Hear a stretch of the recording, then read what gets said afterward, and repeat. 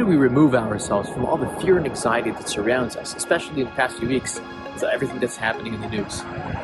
The answer for this might be found in this week's Torah portion. Last week we saw how Moses comes to the people with a plan, saving them from the servitude to Egypt and bringing them to the promised land that was promised to Abraham, Isaac, and Jacob.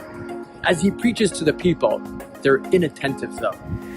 This week we see a pasuk that says, "Velo sham'u el Moshe mikotze ruach u'me'avodah kasha." But the people did not listen to Moses despite his claims of redeeming them. Here's a person who's willing to fight for them. They were not able to listen to that and to heed that call because of kotze ruach, shortness of breath, u'me'avodah kasha, and hard labor. What is this shortness of breath? And how did that contribute to them not listening to Moses? Shortness of breath is when a person is inattentive, is anxious, can't wait for this moment to pass, wants already to move to the next stage. When we're too focused in the here and now, when we hear things that are happening in the news and we think that this is it, this is our reality, it would forever be this way, we lose hope and we become anxious and we're unable to think clearly. But Moses tells them there's a bigger picture here.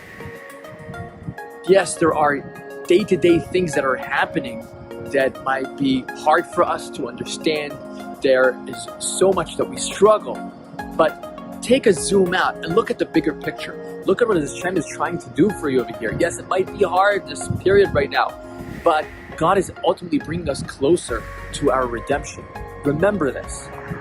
Also, avodah kasha, there's hard labor. The Egyptians were bombarding them with work.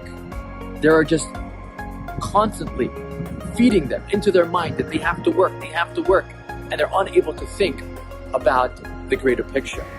I think this thing is happening to us nowadays as well, with all our devices and social media and the news are all fighting for our attention. And because of this, we're unable to see the bigger picture that God is actually in charge of it here. Also, avodah kasha, our sages tell us that the Jews had a debate with Pharaoh. We don't want to work on Shabbat. He would force them to work on Shabbat. And they got some deals made with Pharaoh that they would keep the Shabbat. He will allow them to keep the Shabbat. Because the Shabbat allows us that sanity to remove ourselves for 24 hours every week so that we could think about the larger picture.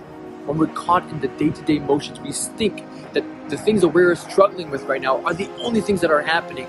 We're unable to see the greater things that are at play. It gives us shortness of breath. So take the day off.